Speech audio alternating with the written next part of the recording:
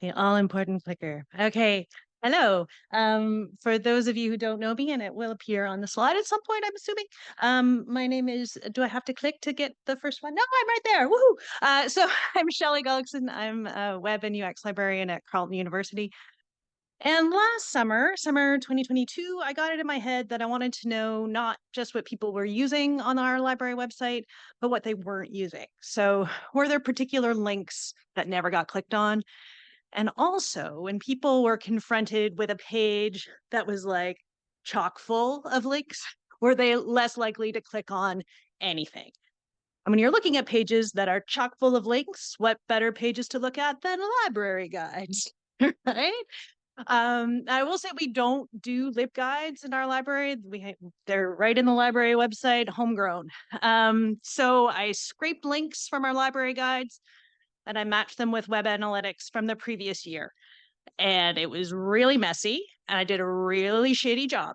But I did learn more about what I actually wanted to learn and how to do it in such a way that I'd feel some confidence in showing my data to other people.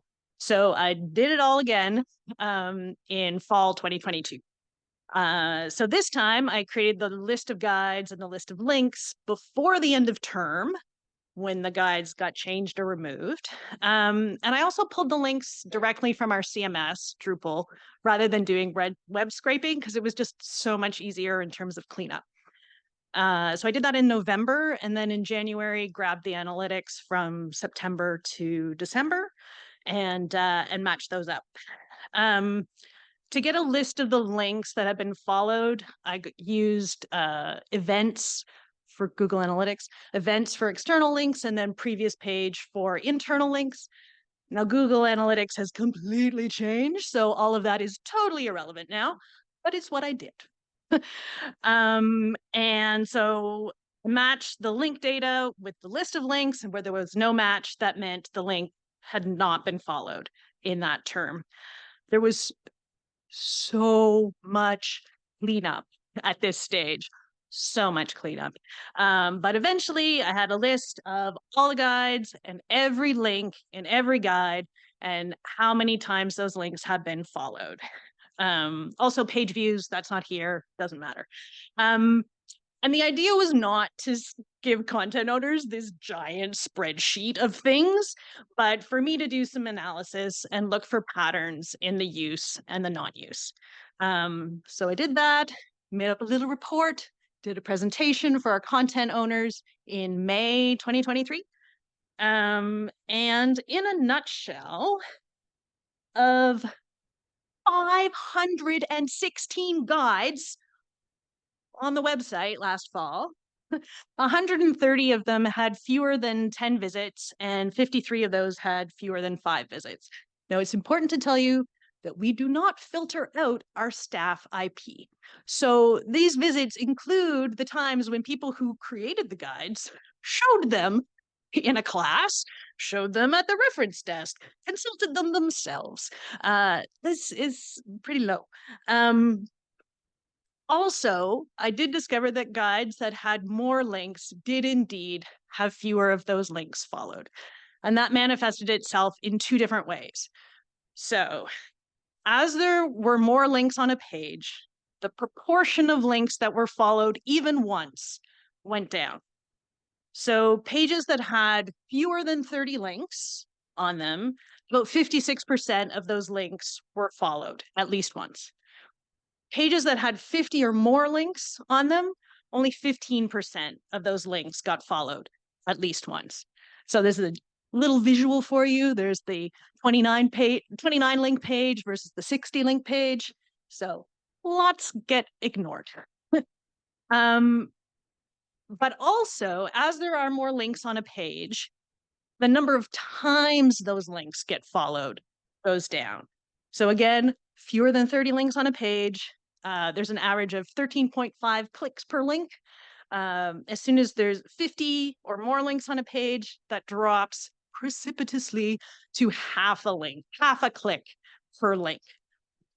When I was presenting this to content owners, I could hear little mutterings, well, that's just math, right?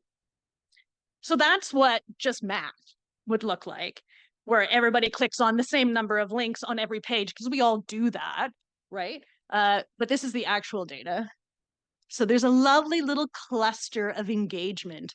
And the reason I used fewer than 30 links in my examples is that cluster of engagement happens when there's fewer than 30 links. So about 16 to 29 links is a lovely little sweet spot. And then it does drop quite a bit right after that. So not just math.